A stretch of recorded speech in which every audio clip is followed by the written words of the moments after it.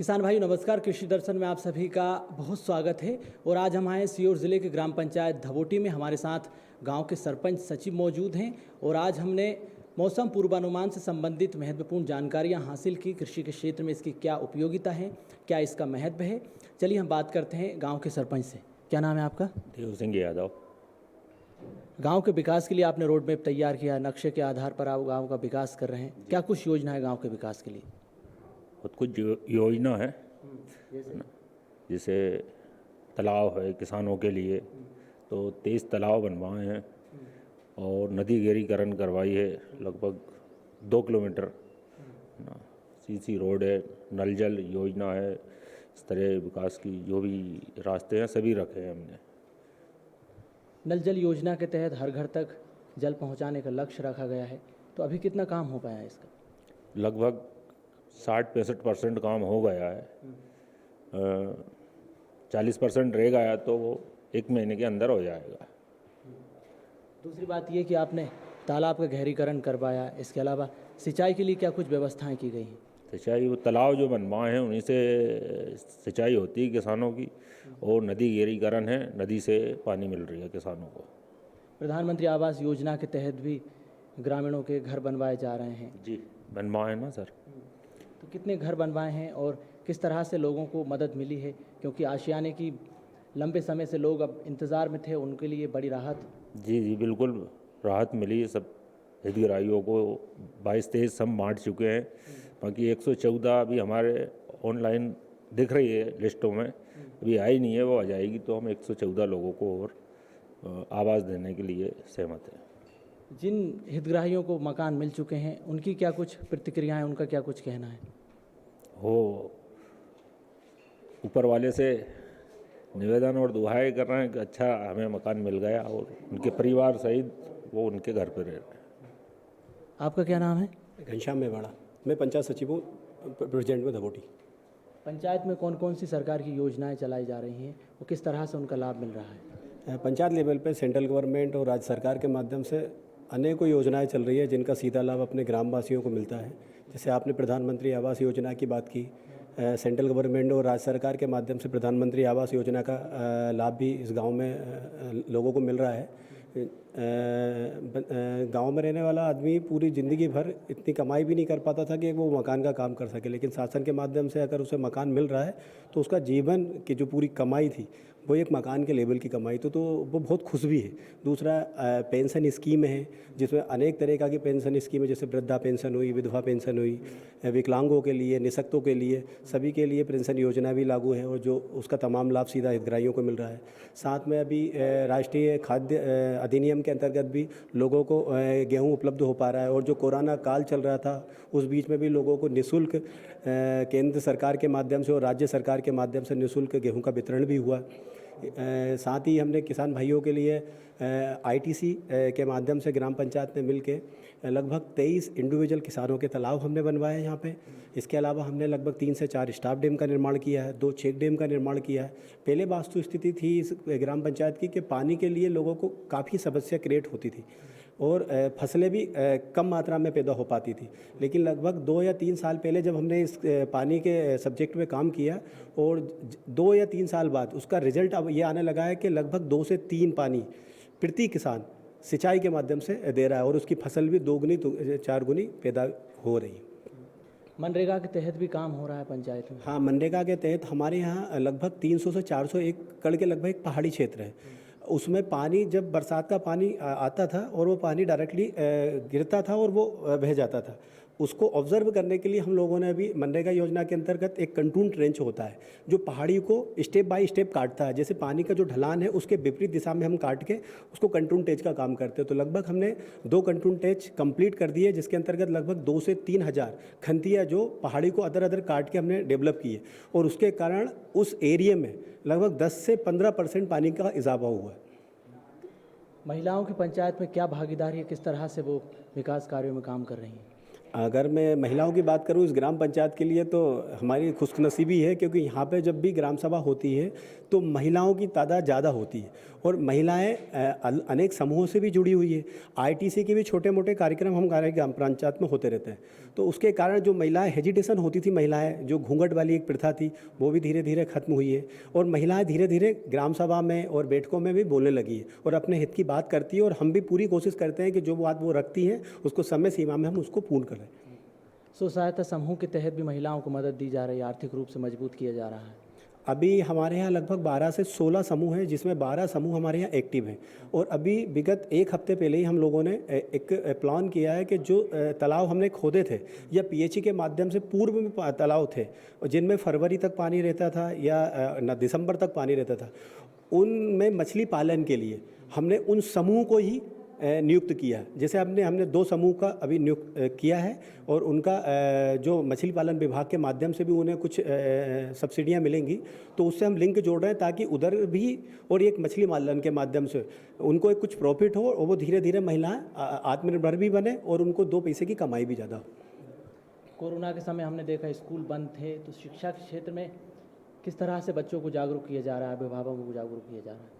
अब कोरोना काल में तो बाकी सबसे ज़्यादा नुकसान अगर हुआ है तो वो शिक्षा विभाग का हुआ है, क्योंकि बच्चे घर से भी नहीं निकल पाए और मजबूरियां भी थी।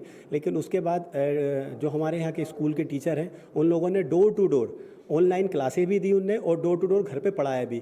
और हम लोगों ने भी कोशिश की कि जो लोग हमारे यहाँ पढ़े लिखे लोग थे, जो ग्रेजुएट लोग थे, जो बाहर जॉब करते थे लेकिन कोरोना के कारण वो रिटर्न वापस अपने गांव आए, तो उन लोगों ने भी कोशिश की कि स्टेप बाय स्टेप या मोहल्ले बाय मोहल्ले बच्चों को रेगुलर पढ़ाई से जोड़ा जाए ताकि उनकी लिंक ना टूटे और उनका पढ़ाई का स्तर ना गिरे। मुख्यमंत्री कन्या विवाह योजना भी अब फिर से शुरू की जा रही है, तो इसके तहत कितनी बालिकाओं को लाभ मिला, पहले कितने परिवारों को इससे लाभ मिला और अब क्या स्थिति होने वाली है? अब एक्चुअली इसके बारे में तो मैं ज़्यादा नहीं कह सकता क्योंकि मुझे 2 से 3 साल हुआ है यहाँ और उसी बीच में कोरोना रहा, तो यहाँ कन्या विवाह तो हुआ नहीं इसके पूर्व, लेकिन महिलाओं का हुआ है। जैसे पास के गांव झामन में तो काफ़ी महिलाओं को जो बालिका है उनको उससे फ़ायदा मिला है उससे। मुख्यमंत्री तीर्थ दर्शन योजना के बारे में थोड़ा बताएं। मुख्यमंत्री तीर्थ दर्शन योजना मैं पर्सनल कहूँ तो सरकार की सबसे अच्छी योजना थी। जो बूढ़े माँ बाप थे जिनकी उम्र दहली ज़्यादा हो चुकी थी और वो कभी घर से भी नहीं निकल पाते, लेकिन माननीय मुख्यमंत्री के द्वारा जो चलाई गई स्कीम उसके अंतर्गत काफ़ी जो भी बुजुर्ग लोग थे हमारे यहाँ से लगभग 60 से 70 लोग जो अदर जो भी देव स्थान थे वहाँ पे वो घूमे और उन्होंने कभी सपने में भी नहीं सोचा था कि वो ये स्थानों के दर्शन कर पाएंगे। यहाँ रुकेंगे एक ब्रेक के लिए, आप देखते रहिए दूरदर्शन।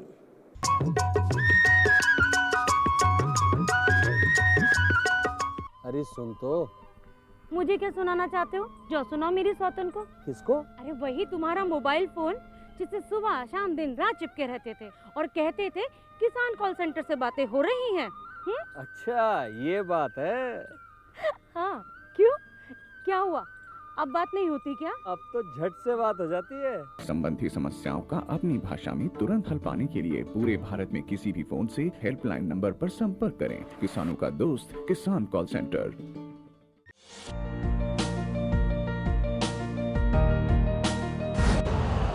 यूरिया का स्वदेशी उत्पादन 70 लाख टन बढ़ाने के लिए 6 उर्वरक संयंत्रों का उद्धार किया जा रहा है।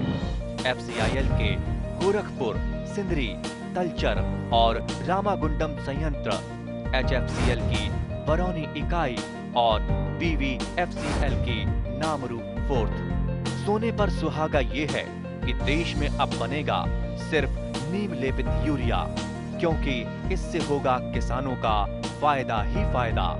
अनाज का उत्पादन 10% तक बढ़ेगा, बढ़ेगी 10 से 15% नाइट्रोजन क्षमता।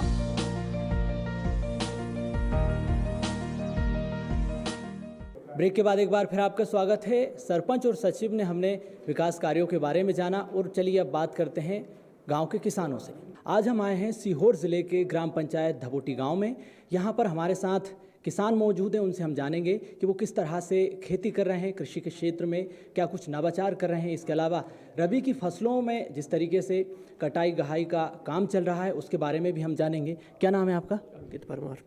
अंकित जी, आप किस तरह से खेती कर रहे हैं और क्या कृषि के क्षेत्र में नवाचार कर रहे हैं? इसके अलावा क्योंकि रबी की फसलों में कटाई गहाई का काम चल रहा है, किन उपकरणों का आप उपयोग कर रहे हैं? देखिए नई जो तकनीकी खेती है उससे नया काम ये हुआ कि कम लागत में अधिक उत्पादन करना।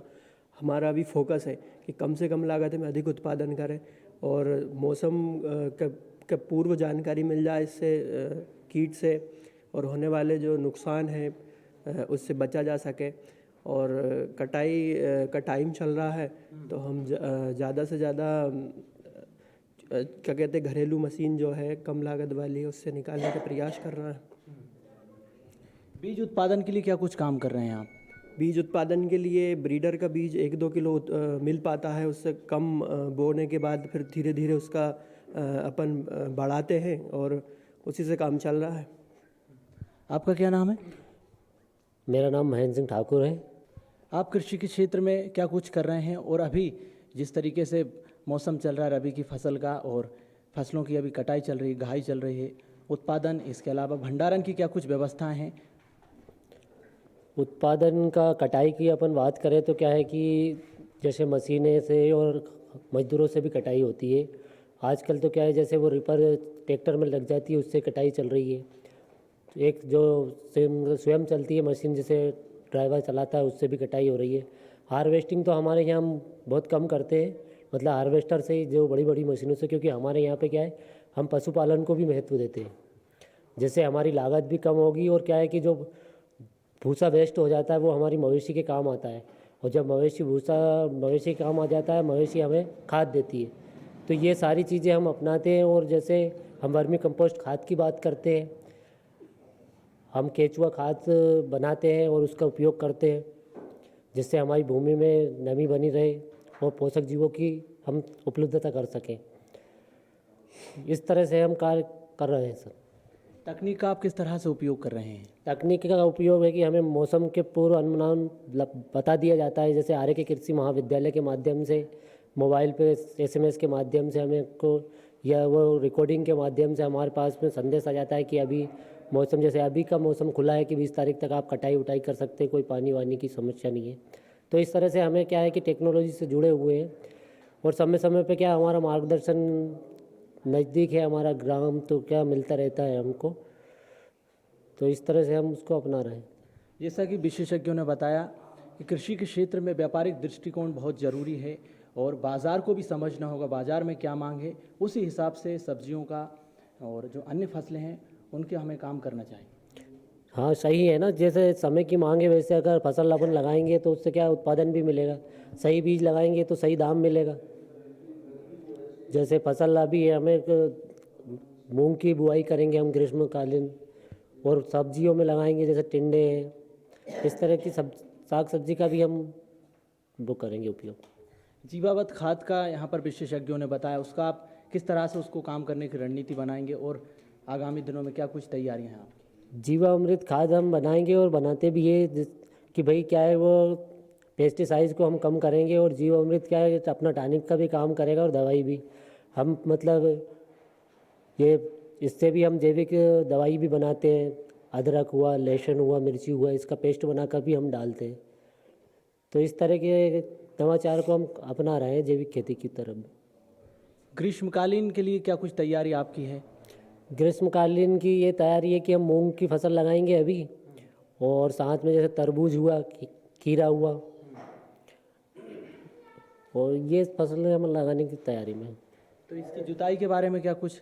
जुताई सर अभी तो कटाई चल रही है, कटाई के बाद क्या है कि फिर उसको बखर देंगे और थोड़ा छोड़ देंगे, उसके बाद फिर बुआई करेंगे। आपका क्या नाम है? राहुल विश्वकर्मा। राहुल जी, जिस तरीके से कृषि के क्षेत्र में सरकार भी नया नवाचार कर रही है, कई योजनाएं किसानों के हित में चलाई जा रही हैं, जैसे कि मुख्यमंत्री कल्याण योजना भी अभी सरकार ने शुरू की है, तो इसके तहत आपको लाभ मिल रहा है? जी पूर्णतः लाभ मिल रहा है। अभी पिछले साल हमने पिलाऊ करवाया था उसी योजना से, हमने बुआई भी उसी योजना से करवाई थी, तो फुल लाभ मिल रहा है हमें। किसान सम्मान निधि योजना उसका भी मिल रहा है सर। तो इस पैसे को आप और कहाँ कहाँ खर्च करते हैं? क्योंकि कोरोना काल में हमने देखा किसानों की आर्थिक स्थिति खराब हो गई थी, सरकार ने ऐसे समय में मदद की। जी पूरी योजनाओं का हमें मतलब लाभ भी हुआ और जो पैसा बचता है वो कहीं ना कहीं फसल में ही इन्वेस्ट करते हैं नई नई तकनीक के लिए। क्या है, अब जैसे अपन बात कर रहे हैं कि किसान कल्याण कृषि विभाग से अपनी जो 2,000 रुपये मिल रहे हैं, तो सर अब उस पैसे से हम खेती बाड़ी के ही सामान खरीद पाते हैं, क्योंकि महंगाई इतनी है कि अब उसमें हम क्या अलग से करेंगे। अगर बीज सोयाबीन का हम लेने जाएंगे तो दोनों प्रधानमंत्री वाली और मुख्यमंत्री वाला जो मिलता है पैसा, उसको भी अगर मिला के हम बात करेंगे तो 1 कुंटल बीज ही ले पाएंगे। तो अलग से चीज़ों को करने का तो उसमें सवाल ही नहीं है। देखा, 1 कुंटल अगर हम अभी खरीफ फसल का सोयाबीन लेने जाएंगे 10,000 के मिलेगा, तो क्या है कि अदर चीज़ें तो उससे संभव नहीं है। पर जितना भी है मतलब बढ़िया है, जो सहायता मिलती है पर्याप्त है। कृषि यांत्रिकरण कर भी सरकार काम कर रही है, सब्सिडी दी जा रही है कृषि यंत्रों पर। ऑनलाइन आवेदन करना पड़ता है उसके लिए, और ये कृषि अभियांत्रिकी विभाग, जैसे अभी मैंने कहा कि हमारे यहाँ पे गोद ले रखा है गांव को, जिसके अंतर्गत 3 गांव है, जो ढबोटी, कायरी और धावनखेड़ा। तो हमारे यहाँ जो भैया बात कर रहे थे कि हमने उससे पिछली बार हमने क्या है प्लाव भी करवाया उस स्कीम के माध्यम से। हमने 1 एकड़ डेमो प्लाट मतलब बोनी बखर भी हुई है उससे, और अभी मतलब हार्वेस्टिंग भी चल रही है, मतलब जैसे थ्रेशर चल रही है वो। तो ये सारी चीज़ें उस, और सब्सिडी तो वो उसी विभाग में जाती है। जैसे जो भी किसान अगर ऑनलाइन आवेदन कर देता है, उसकी लॉटरी खुल जाती है, वो सामान खरीद लेता है तो उसको सब्सिडी मिल जाती है। तो जानकारी तो क्या है कि हमें समय समय में मिलती रहती है ये सारी चीज़ें। दूसरी बात ये भी कि एक सरकार अब डिफाल्टर किसानों के कर्ज का ब्याज भरने जा रही है, मुख्यमंत्री जी ने घोषणा की है, तो इससे किसानों को कितनी मदद मिलेगी? सर अब जो ब्याज का बोझ था, जैसे किसान अभी ले रहा था, अब मिलेगा तब देखेंगे। पर मतलब क्या है कि जो भी सोच रही है अच्छा सोच रही है सरकार। क्या लगता है आपको, कितनी राहत भरा फैसला मानते हैं आप? सर अब वो तो मिलेगा उसी टाइम हम बता पाएंगे। आप खेती के अलावा दूध का धंधा भी कर रहे हैं, कितने पशु आपके पास हैं? और मेरे पास 4 भैंसें हैं, 2 गाय हैं, चारों भैंस दूध देती है। मार्केटिंग करता हूँ दूध की मैं। पूछ लीजिए। तो कितना मुनाफा आप कमा लेते हैं महीने का? महीने का 15-20 हज़ार रुपये कमा लेता हूँ। मार्केटिंग कैसी करते हैं आप? घर घर जाके दूध देता हूँ बंदियों पे। जो मुनाफा आप कमाते हैं उसको आप कहाँ खर्च करते हैं? मेरे पास एक किराने की दुकान भी है और पशु आहार की दुकान, दोनों है, वो उसमें इन्वेस्ट करता हूँ। तो पशु आहार में क्या क्या बेचते हैं आप? दाना बेचता हूँ सर। पूरा नाम बता दो। कपास बेचता हूँ और ये अपना पशु आहार रहता है ना वो बेच दोनों। किसान भाइयों, अब रुख करते हैं खबरें खेती का। नमस्कार किसान भाइयों, खबरें खेती की में आपका स्वागत है। आज के मुख्य समाचार कुछ इस प्रकार हैं। गेहूं निर्यात को बढ़ावा देने के लिए महत्वपूर्ण निर्णय। स्लॉट बुकिंग से होगी समर्थन मूल्य पर खरीदी। अमरूद की नई वैरायटी जर्वी रेड ने बदली किस्मत। खीरे की खेती से नीरज कमा रहे हैं मुनाफा। अब समाचार विस्तार से। दिल्ली में गेहूं निर्यातकों के साथ मध्य प्रदेश के मुख्यमंत्री श्री शिवराज सिंह चौहान ने बैठक की। इसके बाद मुख्यमंत्री श्री चौहान ने किसानों के हित में कई महत्वपूर्ण निर्णयों की घोषणा की। इन निर्णयों से निर्यात बढ़ेगा और मध्य प्रदेश के किसानों को फायदा होगा। मुख्यमंत्री श्री चौहान ने कहा कि सरकार की कृषि विकास नीतियों और प्रदेश के किसानों की मेहनत के बल पर बम्पर फसल आ रही है। उन्होंने कहा कि मध्य प्रदेश में गेहूं के भंडार प्रदेश की ताकत है, इसे पूरी दुनिया में एक्सपोर्ट करेंगे। प्रदेश का जो गेहूं एक्सपोर्ट किया जाएगा उस पर मंडी टैक्स नहीं लगाया जाएगा। प्रदेश में एक लाइसेंस पर कोई भी कंपनी या व्यापारी कहीं से भी गेहूं खरीद सकेंगे। स्लॉट बुकिंग से होगी समर्थन मूल्य पर खरीदी। राज्य शासन के खाद्य नागरिक आपूर्ति एवं उपभोक्ता संरक्षण विभाग द्वारा जारी रबी मौसम के तहत उत्पादित गेहूं के समर्थन मूल्य पर खरीदी के लिए स्लॉट बुकिंग संबंधी दिशा निर्देश जारी कर दिए गए हैं। स्लॉट बुकिंग का कार्य ऑनलाइन होगा। ऑनलाइन की यह प्रक्रिया प्रारंभ हो गई है। रबी विपणन वर्ष 2022-23 कृषकों को समर्थन मूल्य पर गेहूं विक्रय करने, एसएमएस के इंतजार को समाप्त करते हुए कृषक द्वारा उपज विक्रय करने के लिए उपार्जन केंद्र का चयन करके एवं उपज विक्रय के दिन स्वयं ई उपार्जन पोर्टल पर रजिस्टर कर सकेंगे, जिसकी व्यवस्था निर्धारित की गई है। प्रत्येक उपार्जन केंद्र पर गेहूं की तौल क्षमता का निर्धारण पोर्टल पर किया जाएगा, जिसके अनुसार प्रति तौल काटा प्रतिदिन 250 कुंटल के मान से गणना की गई है। निर्देश दिए गए हैं कि प्रत्येक उपार्जन केंद्र पर प्रतिदिन न्यूनतम 1000 क्विंटल उपज का तौल हेतु 4 तौल कांटे आवश्यक रूप से लगाए जाएं। उपार्जन केंद्र पर गेहूं की आवक अनुसार तौल कांटों की संख्या में वृद्धि की जाए, जिसकी पोर्टल पर प्रविष्टि की जा सकेगी।